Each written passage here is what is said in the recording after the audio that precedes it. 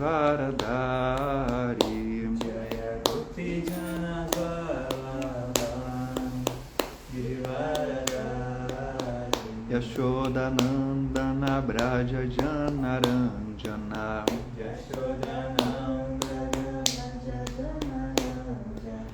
Yashodanandana Braja Janaranjana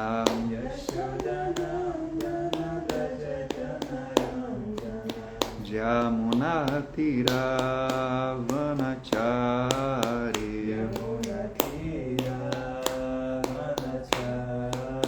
Yamunatira Vanachari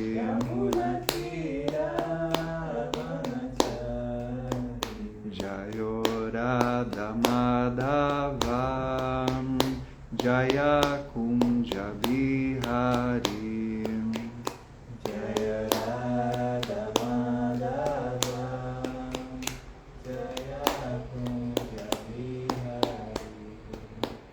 Jaya Gopi Jana Vallabha Jaya Girivaradari Jaya Gopi Jana Vallabha Jaya Girivaradari Yashodanandana Braja Janaranjana Yashodanandana Braja Janaranjana Yamunatira Vanachari Yamunatira Vanachari. Hare Krishna, muito boa noite, galera que está chegando aqui no Instagram. Nós temos o Bhakta Adriano, Hare Krishna, Bhakta Adriano está sempre aí com a gente. Temos a Fernanda Marques também com a gente, do nosso grupo Lapidar. Ó, quem entrou aqui, Henrique Caetano. Será se é o Henrique Caetano? Tá aqui a foto do lá no Ratha Yatra. Hare Krishna, Henrique, se você estiver por aí, manda um Haribol. A Kunti Devi também, Rainha Kunti. O Adriano tá mandando aqui as reverências para ele, para todo mundo, pra galera. Temos eu acho que é a Fernanda Ribeiro também aqui que entrou. Eu acho que eu não conheço essa Fernanda. Se tiver, eu acho que é a Fernanda. Tá Fê deve ser Fernanda, né? É a charada Fernanda Marques. Se tiver por aí, manda um Haribol. Então vamos dar sequência na nossa leitura da Bhagavad Gita. Nós estamos aqui no segundo canto, que é intitulado... Não, nós estamos no segundo capítulo, intitulado Resumo do Conteúdo da Gita, ou Sankhya Yoga. E agora nós iremos ler o verso de número 25. Avyaktoyam achintyoyam avikaryoyam uchate tasmad evam viditvainam nanushochitum arhasi. Avyaktaha, invisível ayam, esta alma, achintayaha, inconcebível ayam, esta alma, avikaryaha, imutável ayam, esta alma, uchate, está dito, tasmat, portanto, evam, assim, viditva, sabendo o bem, enam, esta alma, nanam, anushochitum, lamentar, archasi, mereces. Tradução e significado dado por Sua Divina Graça, Srila Prabhupada, Jai Srila Prabhupada. Declara-se que a alma é invisível, inconcebível e imutável. Sabendo disto, não te deves afligir por causa do corpo. Repita, por favor. Declara-se que a alma é invisível. Declara-se que a alma é invisível, inconcebível e imutável. Sabendo disto, não te deves afligir por causa do corpo. Aqui o significado diz o seguinte: como se descreveu anteriormente, a dimensão da alma é tão pequena para nosso cálculo mental que ela não pode ser vista nem mesmo pelo mais poderoso microscópio, sendo, portanto, invisível. Quanto à existência da alma, ninguém pode provar sua existência experimentalmente, prescindindo da prova do Shruti, ou a sabedoria védica. Temos de aceitar esta verdade porque não há outra fonte que nos leve a entender a existência da alma, embora este fato seja de fácil percepção. Há muitas coisas que temos de aceitar com base unicamente na autoridade superior. Baseada na autoridade de sua mãe, a pessoa não pode negar a existência de seu pai. Não há outro processo para alguém compreender a entidade do seu pai, exceto aceitando a autoridade da mãe. De modo semelhante, não há fonte para compreender a alma, exceto pelo estudo dos Vedas. Em outras palavras, a alma é inconcebível para o conhecimento humano experimental. A alma é consciência e consciente. Esta afirmação também é dos Vedas, e temos de aceitar isto. Ao contrário do que acontece com o corpo, a alma não muda. Em sua condição eternamente imutável, ela permanece atômica em comparação à alma suprema, infinita. A alma suprema é infinita, enquanto que a alma atômica é infinitesimal. Portanto, a alma infinitesimal, sendo imutável, nunca pode se tornar igual à alma finita, ou à suprema personalidade de Deus. Este conceito é repetido nos Vedas de diferentes maneiras, apenas para confirmar a estabilidade da concepção da alma. A repetição de algo é necessário para que compreendamos o assunto por completo e sem erros. Shila Prabhupada aqui já. Om Agyanatu Mirandasya Nanjana Shalakaya Chakshumi Tanjana Tasmai Shri Gurave Namaha Namo Vishnu Padaya Krishna Prasthaya Bhutale Shrimate Chandramukha Samiti Namine Namo Vishnu Padaya Krishna Prasthaya Bhutale Shrimate Bhaktivedanta Samiti Namine. Repetindo aqui a tradução do verso, declara-se que a alma é imutável e concebível, é invisível, inconcebível e imutável.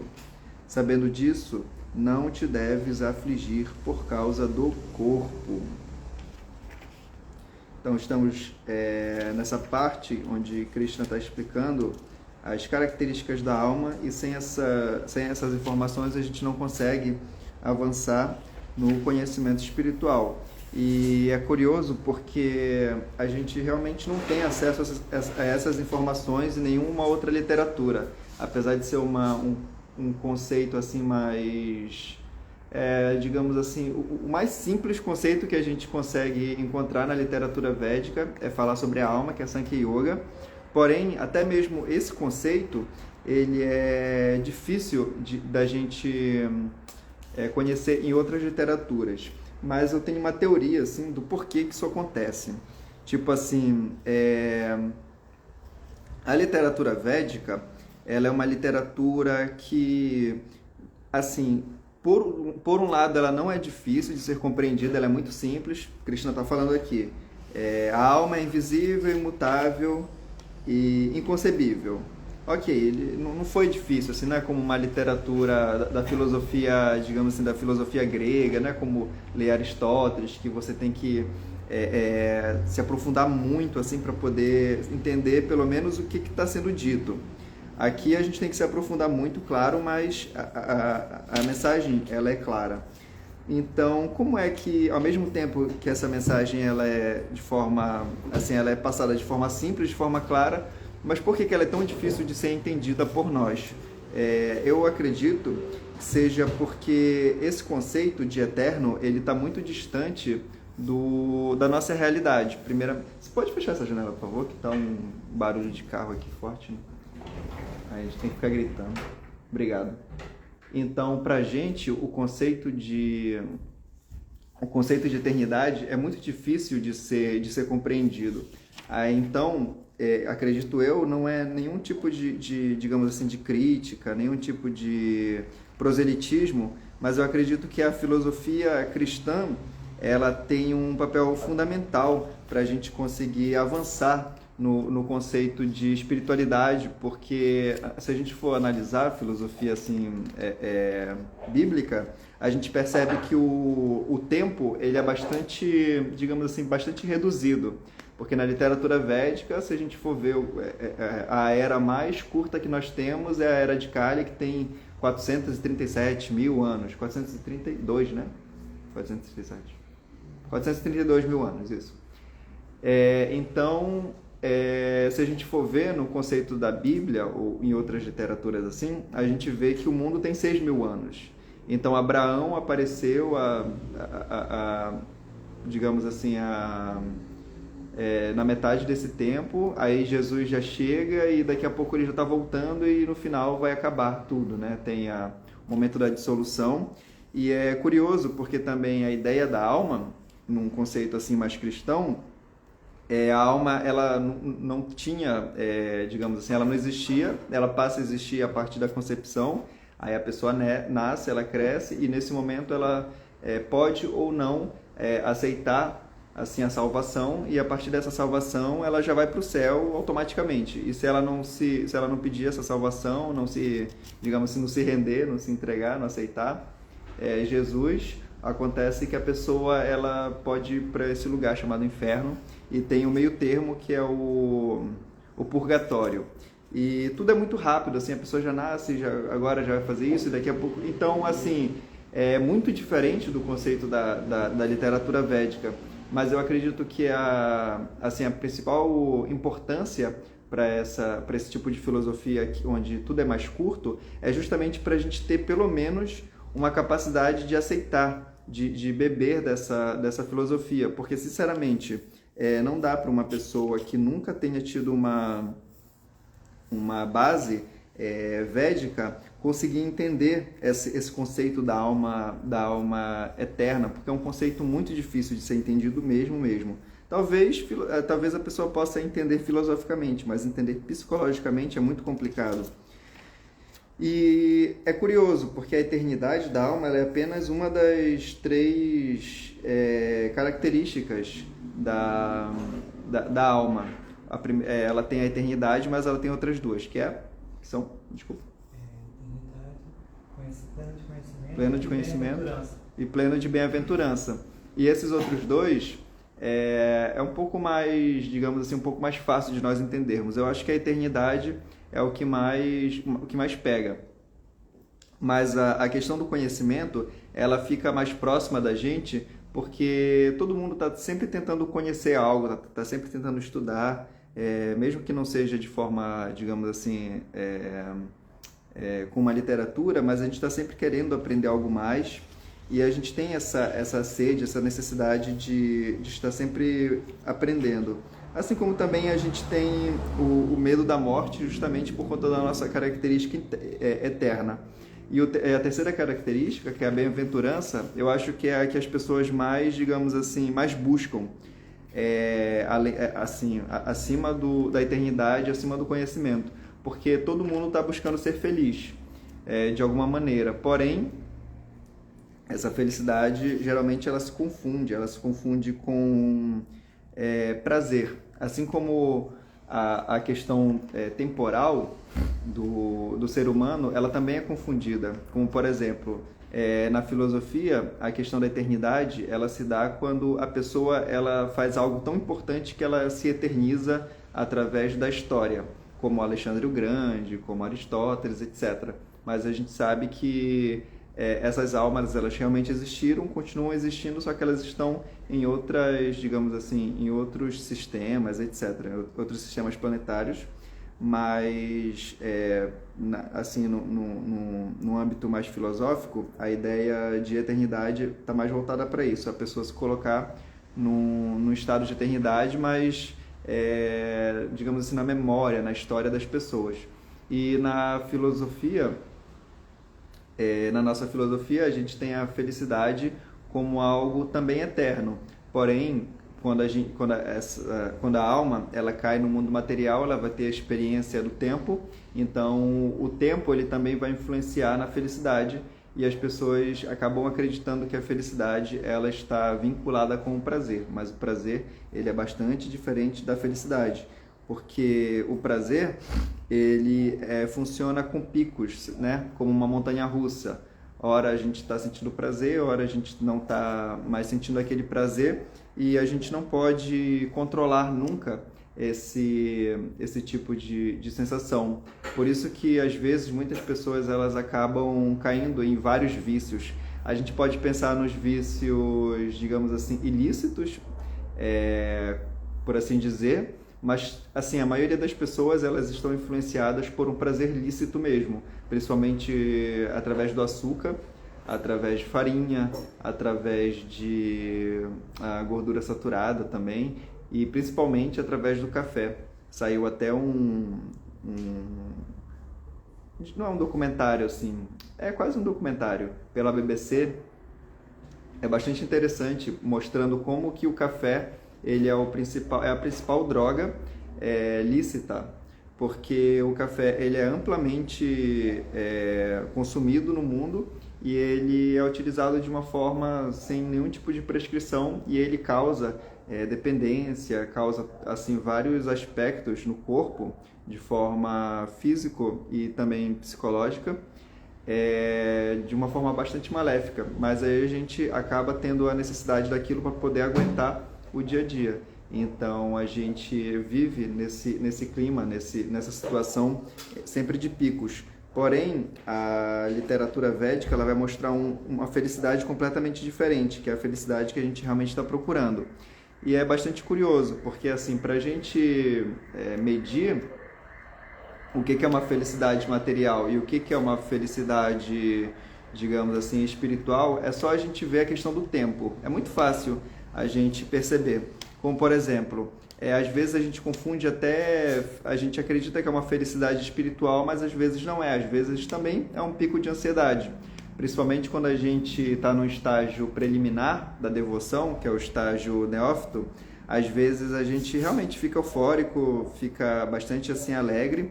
É interessante, mas se a gente baseia a nossa fé somente nessas sensações, a gente acaba entrando digamos assim, num local perigoso, numa zona perigosa, que é chamado de Sahaja. Sahaja pode ser traduzido como fácil, e a gente pode acabar achando que a espiritualidade ela se baseia na sensação de um êxtase, entre aspas, só que esse êxtase ele também é temporário. Então a pessoa ela está sempre procurando cada vez mais ambientes onde ela vai alimentar esse êxtase, porém se ela não tiver nesses ambientes, ela vai se sentir frustrada e vai ficar procurando e vai achar que a espiritualidade está relacionada somente com aqueles êxtases pontuais. E isso é bastante perigoso.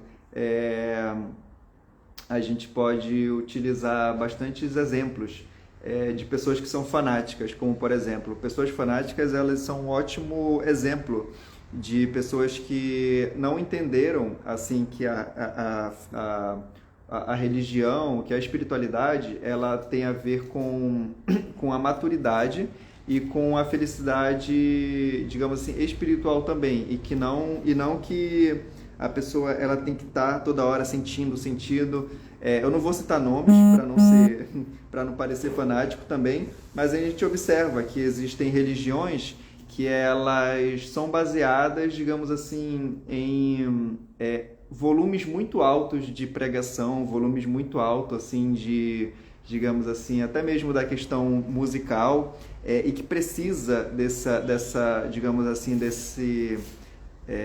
dessa intensidade. Por isso que a gente percebe também, saindo um pouco do âmbito, digamos assim, religioso, a gente percebe que a música, cada vez ela é mais curta e mais impactante, mais intensa. Por quê? Porque as pessoas elas estão perdendo a capacidade de sentir prazer naquilo que está mais no modo da bondade, que está, digamos assim, que seja algo mais complexo. Como a nossa mente, a nossa memória é estimulada a todo momento por vídeos curtos, tudo muito curto, notícias curtas, tudo pra gente agora tem que ser curto. Então a gente precisa cada vez de coisas mais intensas para a gente poder sentir qualquer tipo de prazer. Mas isso é um grande perigo, porque vai chegar uma hora que a gente não vai mais sentir nada. Aí a gente vai experimentar depressão, a gente vai experimentar uma ansiedade muito grande. Principalmente quando se relaciona com notícias de produtos de massa, como por exemplo músicas de massa, funk, sertanejo, forró, essas questões.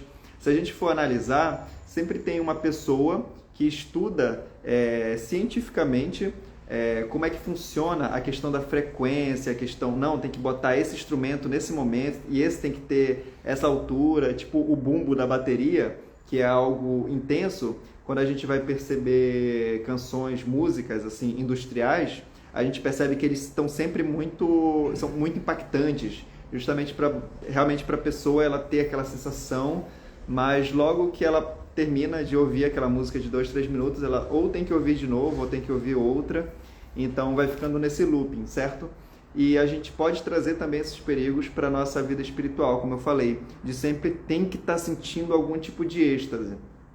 Então, como fazer para a gente não precisar toda hora estar sentindo algum tipo de prazer, algum tipo de êxtase, entre aspas? É através da filosofia, não tem outro caminho. Quando a gente baseia a nossa fé pelo êxtase, pela sensação,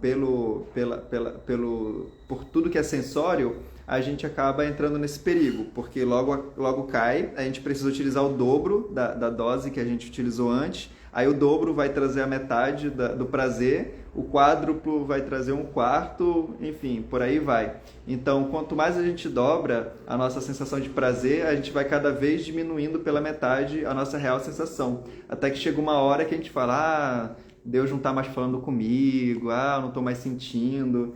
E realmente não é esse o caminho.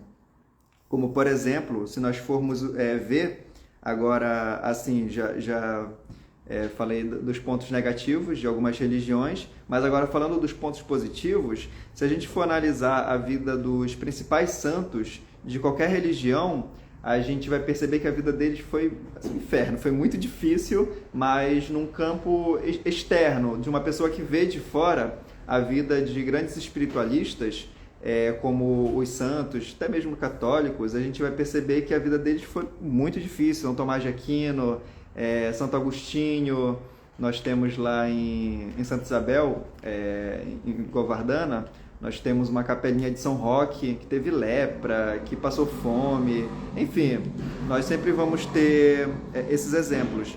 E na nossa linha também nós tivemos vários santos que tiveram vidas assim completamente difíceis, como, por exemplo, Haridas Thakura, que é o nosso Namacharya, teve uma vida bastante complicada.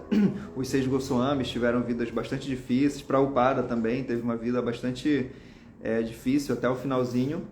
E o próprio Arjuna, assim, se a gente for analisar a história de Arjuna, a história da vida dele é muito complicada. Teve que se exilar vários anos, teve que sofrer várias tentativas de assassinato mesmo. E o mais curioso é que se a gente for analisar a vida de Krishna foi completamente difícil também, desde o seu nascimento. Ele nasceu numa prisão, assim, Jesus nasceu numa manjedoura, que a gente fala manjedoura, mas se a gente for analisar que é uma manjedoura, é um local cheio de estrume, cheio de animais, é um local bastante terrível. Então, assim, é legal a gente analisar quais são as características da alma, a eternidade, o conhecimento e a bem-aventurança, e entender realmente o que significa eternidade, conhecimento e bem-aventurança, para não confundir a eternidade com, digamos assim, com questões supérfluas, não confundir o conhecimento eterno dos Vedas com o conhecimento secular, não que não seja importante o conhecimento secular, mas a gente não deve dar tanta atenção, porque toda hora está aparecendo uma coisa diferente. E não confundir a felicidade com o prazer temporário, mesmo que aquilo pareça que é algo espiritual, às vezes não é. A gente precisa realmente basear a nossa fé no conhecimento. Se a gente for basear no que é sensorial, a gente vai cair, a gente não vai durar 5 anos. E não digo nem Hare Krishna, assim, eu digo qualquer tipo de espiritualidade. Então, assim, a gente precisa estudar muito para poder ficar firme, senão a gente uma hora ou outra vai acabar se deparando com uma situação que a gente vai ter dúvidas filosóficas, e essas dúvidas filosóficas vão acabar nos afastando do caminho da espiritualidade. Por isso que a gente precisa do conhecimento, porque o conhecimento ele vai justamente aparecer nos momentos mais difíceis da nossa vida. Então é isso. Alguma dúvida? Alguma questão? Mandar aqui um abraço para a galera que está com a gente online, nosso querido amigo Abhay Prasada, Bacta Adriano está aqui desde o começo, Fernanda Marques também, temos o Jair, temos a Del e a Stephanie Weber. Hare Krishna. Queria fazer um comentário. A Krishna Mai Devidasi gostaria de fazer um comentário. É muito interessante isso que você falou dos sentidos, né? Porque eu tinha uma amiga que ela, quando tomou a segunda iniciação e entrou no altar, ela, lembra dela conversando com a gente no ashram, ela ficou muito frustrada porque não sentiu nada. E aí ela falou assim, caramba, eu achei que eu ia entrar no altar e sentir alguma coisa e eu não senti nada. E eu continuo entrando e não estou sentindo nada. E ela chorava, ficou muito frustrada, assim, e acabou indo embora. Claro, não por isso, mas assim, o perigo, né? E é uma visão equivocada, porque o processo é dar prazer a Krishna, não é receber prazer. Então a pessoa que também está procurando sentir algum êxtase espiritual, isso é lá no final do processo, né? Existe, mas é depois, assim, o processo é de dar prazer a Krishna e não ficar procurando prazer, né? Bem interessante isso que você falou.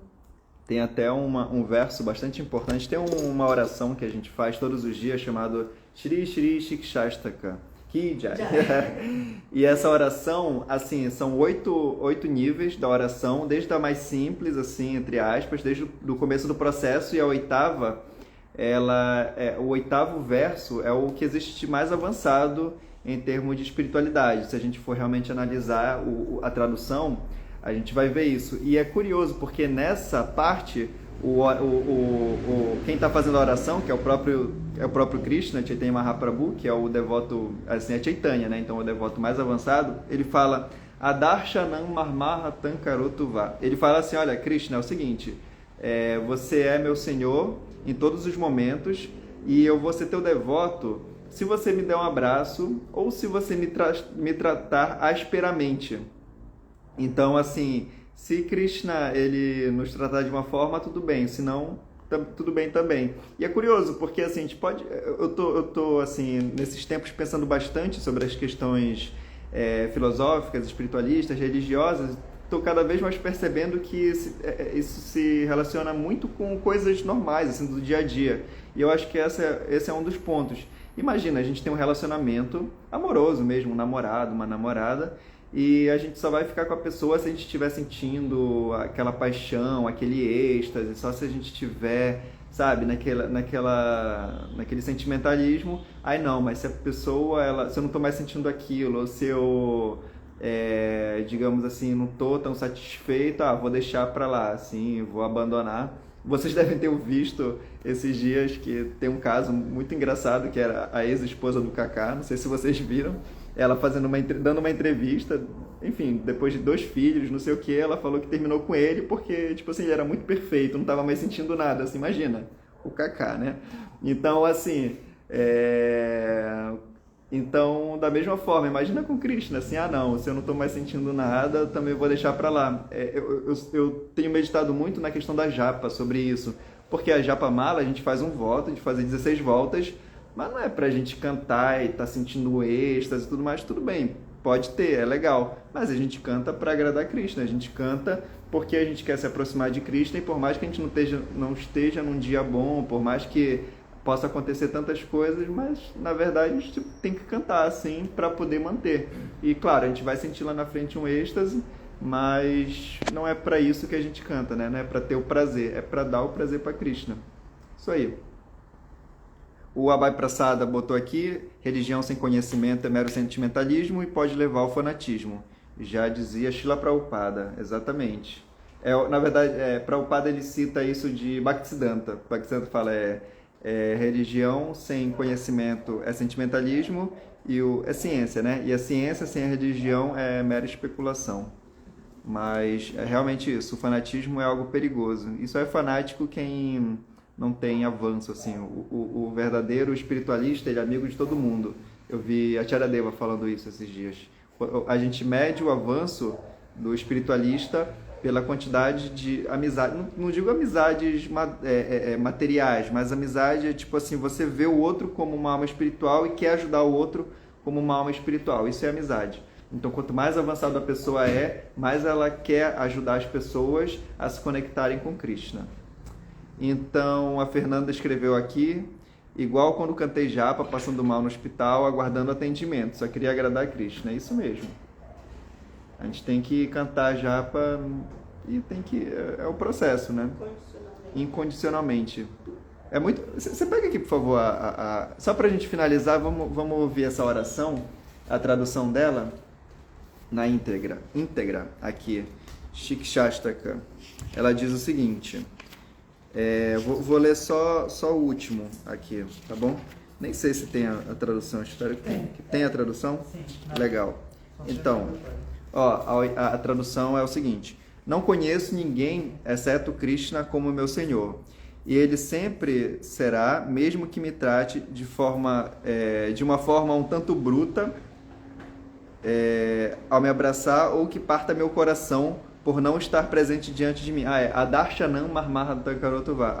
Darshana é visão, e Adarshana é, digamos assim, não ver, né? Então, se eu ver Krishna, tudo bem, se eu não ver Krishna, tudo bem. Aí ele finaliza falando, ele é completamente livre para fazer qualquer coisa, pois sempre será o meu Senhor adorável, incondicionalmente. Então, a questão ela é incondicional e ele para sempre será isso. Por mais que a gente não esteja num dia tão estático. É isso. Falando que tão importante quanto a fé é a fidelidade. Gurudeva, ele fez um vídeo esses dias falando sobre a diferença entre fé e fidelidade. Que a gente tem que sair do estágio de fé para ir para o estágio de fidelidade. Curiosamente, eu estava pensando em fazer um reel sobre esse tema, eu acho que eu vou até fazer. Tem bastante falando sobre fé também. Mas tem que desenvolver melhor esse pensamento, essas teorias. Então é isso. Então, muito obrigado a todo mundo que apareceu por aí. Amanhã, às 4h30, tentaremos transmitir o Mangala. Estamos com uma baixa aqui nos residentes, mas é isso aí. Então, mas amanhã a gente faz a leitura aqui novamente da Bhagavad Gita. Todas as glórias a Srila Prabhupada, Jai Srila Prabhupada.